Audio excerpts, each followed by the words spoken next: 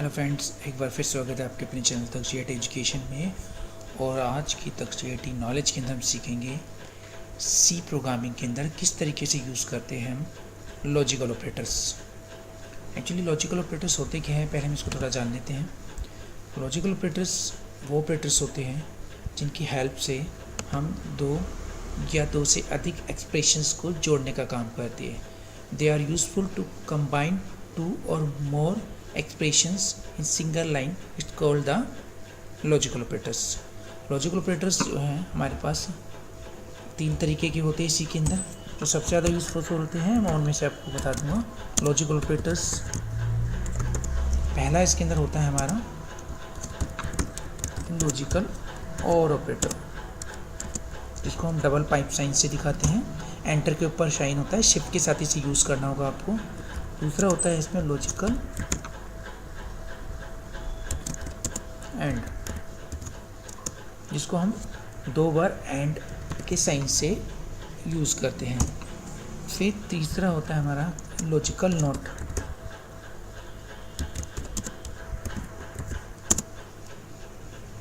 जिसे हम इस साइन से दिखाते हैं।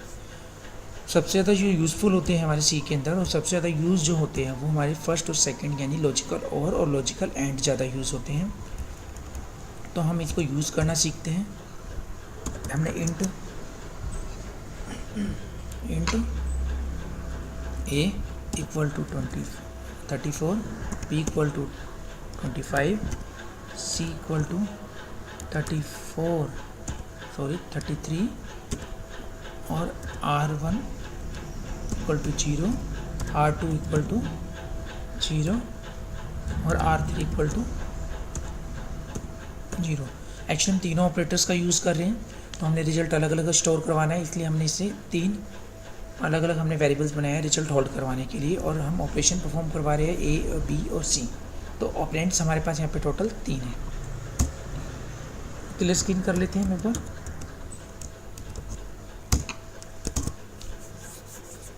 क्लियर स्क्रीन के बाद हम क्या करेंगे, सबसे में फिर उसके बाद हम यहाँ पे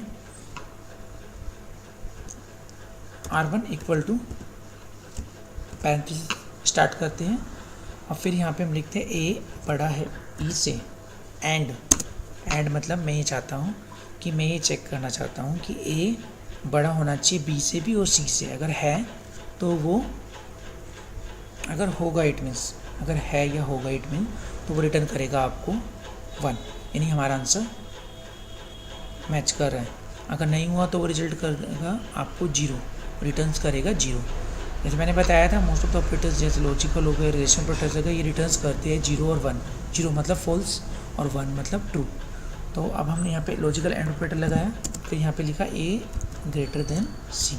तो हमने ये चेक करा है कि ए को ही हम चेक कर रहे हैं कि ए बड़ा है बी से और ए बड़ा है सी से। तो दोनों को इस तरीके से लिखा, तो पहली एक्सप्रेशन हमारी ए ग्रेटर देन बी कहलाएगी, दूसरी एक्सप्रेशन हमारे पास ए ग्रेटर देन सी कहलाएगी।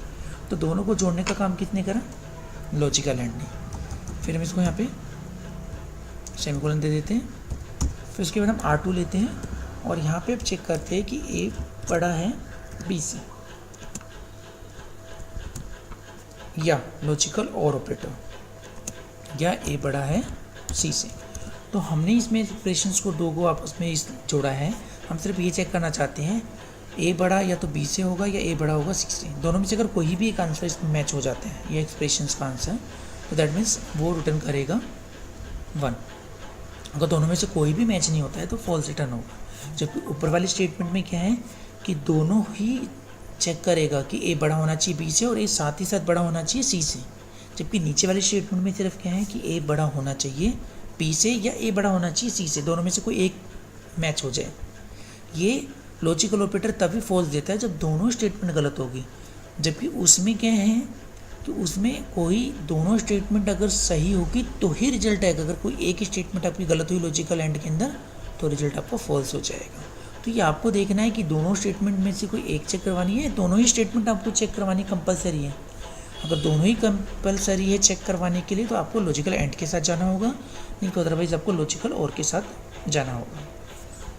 अभी हम सेमीकोलन लगा देते हैं। अभी हम इन दोनों को चेक करते हैं। प्रिंट एफ यहाँ प्रिंट करवा लेते हैं, % d किसको प्रिंट करवा रहे हैं, R1। फिर यहाँ पे प्रिंट एफ लेते हैं %d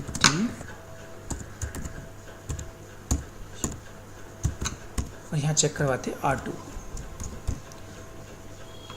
जैसे कि हम देख रखे हैं हमने गेट स्विच ऑलरेडी लगा रखा है और यहाँ पे हम लास्ट में अपना ब्रैकेट क्लोज कर देंगे, यानी हमारा प्रोग्राम यहाँ पे एंड हो गया। आप इसे एक बार कंपाइल करते हैं, आपको पता ही है हम Alt F9 से कंपाइल करते हैं, Alt F9। तो एक एरर शो कर रहे हैं, उस एरर को एक बार देख भी लेती है क्या प्रॉब्लम है।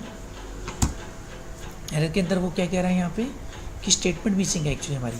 अब ये स्टेटमेंट कौन से नंबर पे, लाइन नंबर पे मिसिंग बता रहा है, वो लाइन नंबर 14 पे। ध्यान से देखेंगे आप यहाँ पे सामने स्क्रीन पे, तो लाइन नंबर 14 पे दिखा रहा है स्टेटमेंट मिसिंग सेमीकोलन। इसका मतलब ये है कि लाइन नंबर 14 पे सेमीकोलन मिसिंग है, यानी कहीं पे मैंने क्या नहीं दिया, लाइन नंबर 14 के आसपास सेमीकोलन मिसिंग कर रखा। बट एक्चुअली मैं आपको बता दूं, लाइन नंबर 14 पे आके वो रुक गया है, वो कंफ्यूज हो गया है कि मैं लाइन नंबर 13 के बाद चले जा रहा हूँ कंपाइलर और मुझे अभी तक सेमीकोलन क्यों नहीं मिला, क्योंकि मेरे क्लियर स्क्रीन के बाद मैंने सेमीकोलन नहीं लगा रखा, इसलिए वो लाइन नंबर 14 पे आके रुक गया कि यहाँ अभी तक लाइन नंबर 14 तो स्टार्ट हो गई है, बट एक्चुअली मेरे को सेमीकोलन क्यों नहीं दिया किसी ने। इसलिए हमेशा ध्यान रखना, जब लाइन नंबर अगर 14 बता रहा है तो उससे एक पहले चले जाओ।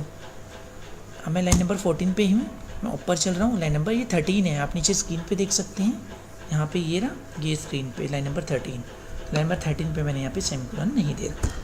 तो ये देखो इस तरीके से मैंने एरर को यहाँ से हटाया।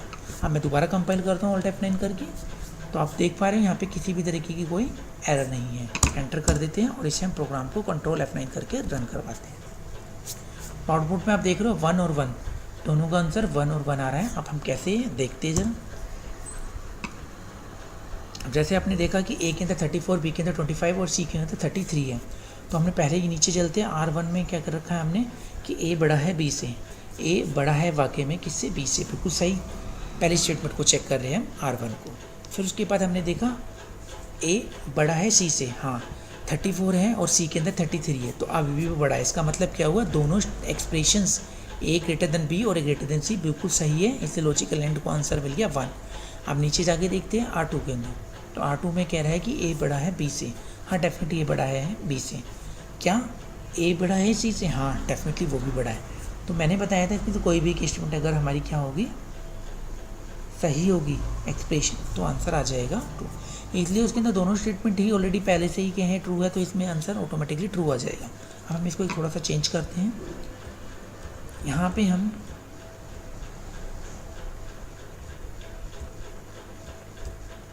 C की वैल्यू 330 कर देते हैं, ठीक है। अब क्या होगा, R1 की वैल्यू रिजल्ट जो हो जाएगी, अब वो रिजल्ट हो जाएगा आपका 0, और लेकिन R2 का क्या रह जाएगा 1। क्यों, क्योंकि R1 में एक एक्सप्रेशन यानी A greater than B accurate है, पर A ग्रेटर देन C नहीं है, क्योंकि अब मैंने C की वैल्यू 330 कर दी और B की और A की वैल्यू तो 34 रहेगी, तो डेफिनेटली R2 में तो रिजल्ट आ जाएगा 1, क्योंकि एक एक्सप्रेशन सही है। लेकिन R1 में क्या है कि एक एक्सप्रेशन गलत हो गई, A ग्रेटर देन C नहीं है, क्योंकि A की वैल्यू 34 और C की वैल्यू आपकी 330 है। तो अब एक बार इसे कंपाइल रन करवा के देखते हैं, देख लिया।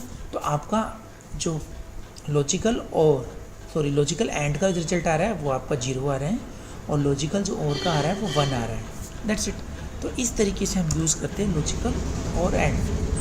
अब हम जरा एक बार देख लेते हैं हम लॉजिकल नॉट को। लॉजिकल नॉट क्या करता है, जो रिजल्ट आता है उसको वो रिवर्स कर देता है, यानी उल्टा कर देता है उसका अपोजिट। कैसे, जैसे मैंने R3 लिया और मैंने यहाँ पे क्या करा, मैंने चेक करा A ग्रेटर देन है C, ठीक है। मैंने कहा A बड़ा है C से, आपको पता है A की वैल्यू 34 और C की वैल्यू 330 है, तो डेफिनेटली नहीं है बड़ा। आंसर क्या आना चाहिए, आना चाहिए यहाँ पे फॉल्स, ठीक है। लेकिन मैं इस फॉल्स को उल्टा बनाना चाहता हूँ, अगर कोई हाँ करे तो ना, ना करे तो हाँ। तो ऐसे के लिए हम यहाँ पे क्या करते हैं, एक पैरेंथेसिस लगाएंगे, पैरेंथेसिस लगा के लॉजिकल नॉट लगा दिया और यहाँ पे मैंने इसे बंद कर दिया ब्रैकेट। अब देखते हैं हम इसे प्रिंट करवा के, printf %d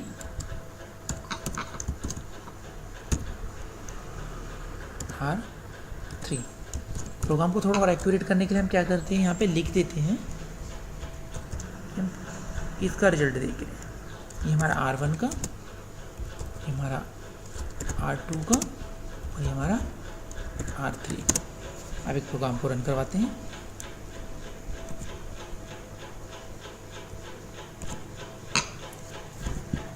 देखा फ्रेंड्स, पहले के दो आंसर तो हमें क्लियर है, लेकिन R3 की जो वैल्यू आ रही है 1 आ रही है। जबकि अगर हम बात करें R3 की जो वैल्यू थी वो क्या थी, A greater than C, definitely नहीं है, क्योंकि A की वैल्यू 34 है, B C की वैल्यू आपकी कितनी है 330। तो हमने यहाँ अगर हम पहले सिर्फ नॉट को हटा के अगर यूज़ करें तो ये बनता है कि A बड़ा है ही नहीं, तो आंसर आया था फॉल्स। लेकिन लॉजिकल नॉट ने क्या करा, लॉजिकल नॉट ऑपरेटर ने इसको उल्टा कर दिया, रिवर्स, जो रिजल्ट आएगा उससे अपोजिट। अगर यहाँ अगर 1 आता तो 0 और 0 आता तो 1, तो इस तरीके से काम करता है। अगर आपको देखना है तो चेक करने के लिए इसे एक बार हम हटाते हैं और इसे एक बार अब रन करते हैं। तो देखा फ्रेंड, यहाँ पे आ गया 0। अगर हम लॉजिकल नॉट नहीं लगाएंगे तो 0, क्योंकि सही है कि A बड़ा है C से, A बड़ा C से है ही नहीं, तो इसका आंसर आ गया 0। अब इसे वापस हम लॉजिकल नॉट लगाते हैं, आप इसे रन करवाते हैं, तो आपका आ गया R3 = 1। तो इस तरीके से हम यूज़ करते हैं लॉजिकल ऑपरेटर्स इन C। अगर किसी तरह का आपको कोई डाउट हो तो प्लीज़ कमेंट करके मुझे बताइए, मैं आपको उस कमेंट को या उस प्रॉब्लम को सॉर्ट आउट करूँगा। मेरी प्लीज़ वीडियो को लाइक, सब्सक्राइब और शेयर करना ना भूलें। Thank you very much, have a nice day.